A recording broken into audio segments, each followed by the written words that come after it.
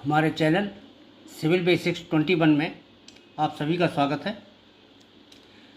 Earthquake engineering से एक topic ले रहा हूँ आज, इलास्टिक रिबाउंड थ्योरी।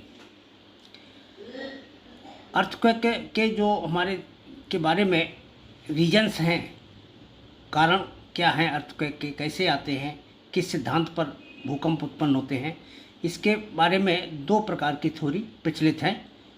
एक है इलास्टिक रिबाउंड थ्योरी और दूसरी है टेक्टोनिक प्लेट थ्योरी। तो उसमें से आज हम इलास्टिक रिबाउंड थ्योरी का कंसेप्ट समझाने का प्रयास कर रहे हैं। तो यहाँ पर एक ये भूखंड का एक पार्ट हिस्सा दर्शाया गया है जो अभी मोनोलिथिक है, जुड़ा हुआ है आपस में, कोई इसमें टूट फूट नहीं है। अर्थक्वेक आने से पहले की स्थिति को दर्शाता है, यानी ये ओरिजिनल पोजीशन है इसकी। इसमें है क्या, एक ग्राउंड दर्शाया गया है स्क्वायर शेप में, और इसमें एक क्रॉस डायरेक्शन में ये फेंस लगी हुई है, बाउंड्री वॉल कह सकते हैं इसको, एक बाउंड्री वॉल बनी हुई है। तो ये बाउंड्री वॉल अभी मूल स्थिति में जुड़ी हुई अवस्था में है। इसके बाद जब इसमें भूकंपी उथल पुथल, ज़मीन में जो होने वाले उथल पुथल होती है, उसमें डिफॉर्मेशन उत्पन्न होता है, कुछ ऊर्जा संचित हो जाती है, ज़मीन के ऊपर लोड बढ़ जाता है, या कोई हल्का सा भूकंप आया तो बहुत सी चट्टानें खिसक जाती हैं। चट्टानों के खिसक जाने से किसी विशेष भाग में दबाव उत्पन्न हो जाता है। तो वो जो दबाव उत्पन्न होता है उसके कारण उसमें विकृत ऊर्जा भी संचित हो जाती है। तो यहाँ पर इस भाग में हमने इस तरफ से दबाव पड़ रहा है और इसके इस भाग में इस तरफ से दबाव इसमें उत्पन्न हो गया है। अब इस दबाव के फलस्वरूप ये चट्टान में जो है थोड़ा विकृति उत्पन्न होगी, इसमें कर्वेचर उत्पन्न हो जाएगा। अभी ये जुड़े रहेंगे, यहाँ पर टूटने की स्थिति अभी नहीं है, क्योंकि जो दबाव के कारण विकृति उत्पन्न हो रही है वो अभी इलास्टिक लिमिट के अंदर है, या इस चट्टान की अपनी जो सामर्थ्य है उसके अंदर है। लेकिन यहाँ पर बाउंड्री वॉल की जो शेप है उसको आप देखें ध्यान से, तो इसमें इस एक कर्वेचर आ जाएगा। इस तरह से ये थोड़ा मुड़ी हुई अवस्था में रहेगा, इस तरह से बेंड होगा, जैसे जैसे ये हमारा ग्राउंड बेंड होता है इस फोर्स के कारण। तो उसी तरह से ये हमारी वॉल भी जो है इस तरह से बेंड हो जाती है। तो इस चित्र के अनुसार आप देख सकते हैं क्या शेप ग्रहण कर रही है। और तीसरी अवस्था है rupture and release of energy. और जब ये फोर्स हमारा धीरे धीरे बढ़ता जाता है, स्टोर्ड एनर्जी हमारी इसमें बढ़ती चली जाती है, और जब ये स्टोर्ड एनर्जी चट्टान की अपनी सामर्थ्य से अधिक हो जाती है, तब ये चट्टान स्थल पर जो है दो भागों में टूटकर अलग हो जाती है। और उसी समय जो ऊर्जा स्टोर्ड थी, संचित ऊर्जा थी, वो रिलीज हो जाती है। तो जो संचित ऊर्जा है वो इसी समय, जैसे ही ये चट्टान टूटती है वैसे ही वो अवमुक्त हो जाती है, और ये जो रिलीज होकर के तरंगों के रूप में चारों तरफ फैलने लगती है। इसी को कहते हैं भूकंप की उत्पत्ति हो गई। यानी जैसे ही चट्टान में क्रैक डेवलप हुआ उसी समय भूकंप की उत्पत्ति होती है, और यहाँ से जो ऊर्जा निकलती है वही तरंगों के रूप में बाहर आती है, और इसी को कहा जाता है कि यहाँ पर जो है अर्थक्वेक आ गया। तो ये अभी ऊर्जा भूकंप की स्थिति को ही दर्शा रहा है, रप्चर को शो कर रहा है कहाँ से टूट गई है ये हमारी प्लेट, और इसके बाद इसमें एनर्जी जो है रिलीज हो गई है, रिलीज ऑफ एनर्जी। और अगले केस में क्या है कि कुछ समय बाद जब ये एनर्जी पूरी बाहर निकल जाएगी तो ये दोनों प्लेटों में जो डिस्प्लेसमेंट है, मूवमेंट है, ये हमारा बंद हो जाएगा। और टोटल डिस्प्लेसमेंट यहाँ से यहाँ तक का हुआ है इस प्लेट का, तो ये चली गई दूरी हमारा स्लिप कहलाएगी इसका, कि कितना इसमें सर्कल उत्पन्न हुई है, यानी कितनी दूरी ये विस्थापित हुआ है, डिस्प्लेस्ड हुआ है। और उसी समय ये बाउंड्री वॉल भी हमारी यहाँ से टूट जाएगी। ये यहाँ पर भी दिखा रहे हैं, जब ये दो प्लेटें आपस में टूट करके रप्चर होकर के खिसक रही हैं एक दूसरे के विरुद्ध विपरीत दिशा में, तो यहाँ पर ये बाउंड्री वॉल भी जो है ये दो भागों में अलग अलग टूट जाएगी। और यहाँ पर आकर के, अब चूँकि इसमें कोई भी ऊर्जा संचित नहीं है तो इसमें किसी प्रकार का प्रतिबल संचित नहीं है, ना कोई इसमें विकृति है। ये सीधी सीधी शेप में दो पीस रहेंगे, दीवार भी हमारी सीधी हो जाएगी और ये भी सीधा हो जाएगा। तो इस तरह से ये घटना एक क्रम में घटती है। फिर इसके बाद जब ये इस अवस्था में कुछ दिन रहते हैं तो इनके बीच में अच्छा बॉन्ड डेवलप हो जाता है। Rocks rebounds to original undeformed shape, मतलब ये मूल रूप में जो अपनी पूर्व स्थिति की तरह से आपस में मजबूती से फिर जुड़ जाती हैं।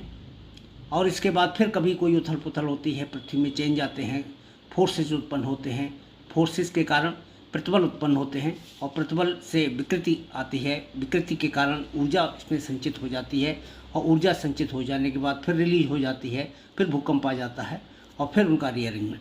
तो इस तरह की क्रिया समय के साथ साथ बार बार रिपीट होती रहती है, उसी को कहते हैं रिबाउंड, यानी बार बार ये घटनाएं घटती हैं।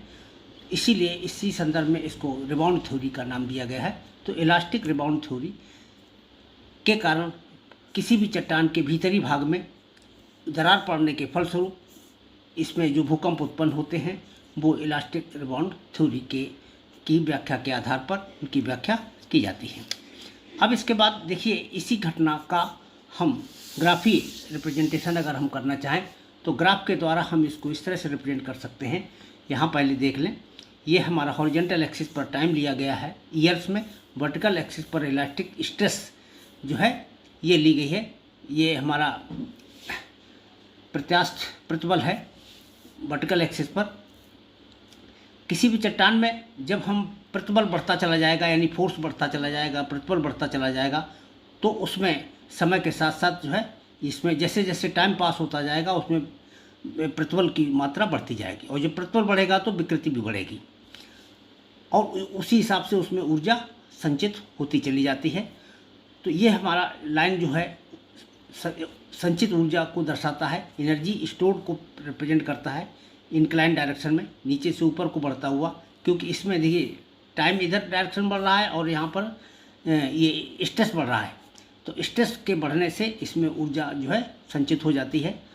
और ये पॉइंट पर जो है यहाँ पर जब कभी भी अर्थक्वेक आता है, यानी जैसे अर्थक्वेक आने का मतलब ये चट्टान हमारी यहाँ पर दो भागों में टूट गई और चट्टान जैसे ही टूटती है तो तुरंत यहाँ पर ह्यूज अमाउंट में जो संचित ऊर्जा थी वो एक साथ रिलीज हो जाती है और रिलीज हो जाने के बाद उन चट्टानों में आपस में ये मूल अवस्था में आ जाती हैं, कोई प्रतिबल नहीं रहता, यानी वो उनमें स्लिप, जैसे यहाँ पर ये स्लिप हो गया तो स्लिप हो जाने के बाद फिर जो है इसमें कोई भी ऊर्जा संचित नहीं है, ना कोई इसमें प्रतिबल उत्पन्न शेष रह गया है, तो ये मूल अवस्था में आ जाती हैं यहाँ पर, तो इसमें कोई प्रतिबल उत्पन्न नहीं। फिर इसके बाद वही प्रतिबल बढ़ने की दर समय के साथ साथ बढ़ती है, जो चेंजेज आते हैं, फिर विकृति बढ़ती है, ऊर्जा संचित ऊर्जा बढ़ती है और संचित ऊर्जा बढ़ने के बाद फिर कोई दूसरा भूकंप आता है और उस भूकंप के बाद फिर उसमें कुछ मात्रा में ऊर्जा रिलीज होती है।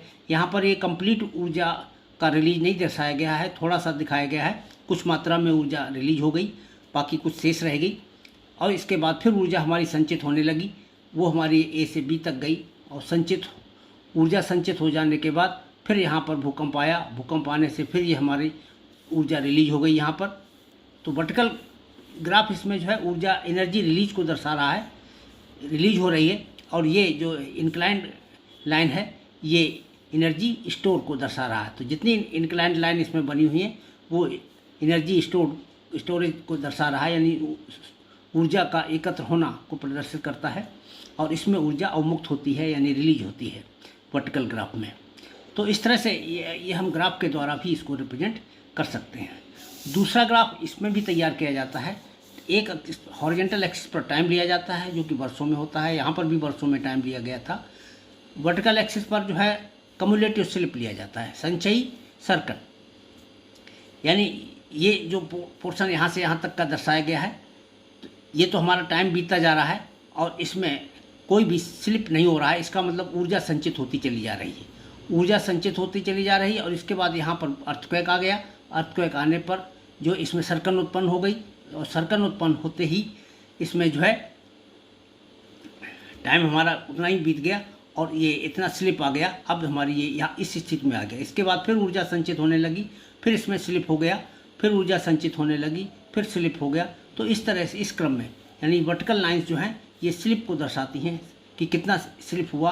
और अर्थक्वेक का प्रारंभ जो है इस पॉइंट पर होता है, इस पॉइंट पर और इस पॉइंट पर, यानी ये अर्थक्वेक स्टार्ट हुआ।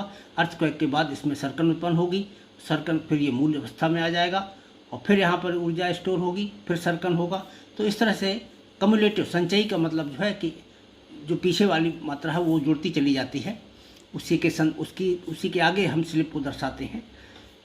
ये वर्टिकल डायरेक्शन में जैसे एक बार स्लिप इतनी हुई, फिर यहाँ इसके आगे चूँकि जोड़ा जाता है तो पिछले वाली भी इसमें वैल्यू एडेड है, इसीलिए जो है कम्युलेटिव स्लिप इसको कहा गया।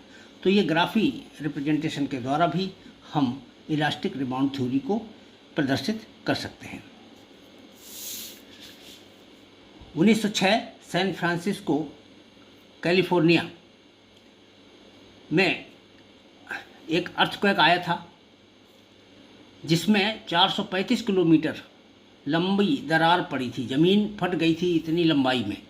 435 किलोमीटर लंबी दरार पड़ी थी ज़मीन में, और उस ज़मीन के दोनों भाग में जो सापेक्ष स्लिप हुआ था वो 6.4 मीटर के बराबर हुआ था, यानी 21 फुट का जो है स्लिप सर्कल हुई थी। यानी दो भाग जो हैं एक दूसरे के सापेक्ष 21 फुट आगे की ओर खिसक गए।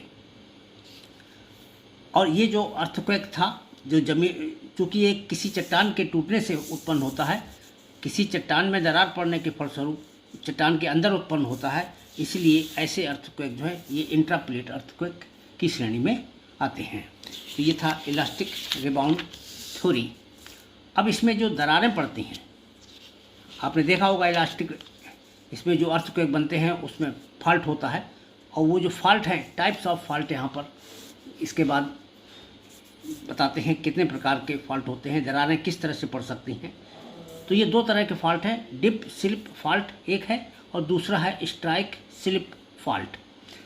तो डिप स्लिप फॉल्ट के घटना देखें, इसमें एक्चुअली जो चट्टानों में दरार पड़ती है, क्रैक जो पड़ता है वो वर्टिकल डायरेक्शन, थोड़ा वर्टिकल भी हो सकता है, इंक्लाइंड भी हो सकता है हल्का सा। तो इस तरह से ये डायरेक्शन में ये फॉल्ट पड़ता है, और इसमें एक भाग ऊपर खिसक जाता है और दूसरा भाग नीचे हो जाता है। तो इस तरह से भी जो है फॉल्ट हो सकता है और ये स्लिप हो सकता है। इसी का रिवर्स ये है कि इसमें ये भाग ऊपर को उठ गया है और ये भाग नीचे को चला गया है। तो इस तरह से दो भागों में जो स्लिप की डायरेक्शन है, जो फॉल्ट की दिशा है, वो वर्टिकल से हल्का सा इंक्लाइंड रहती है, या ठीक वर्टिकल हो सकती है, इंक्लाइंड हो सकती है। तो ये हमारे फॉल्ट जो हैं, ये जो तल हैं, ये हमारे डिप स्लिप फॉल्ट के नाम से जाने जाते हैं।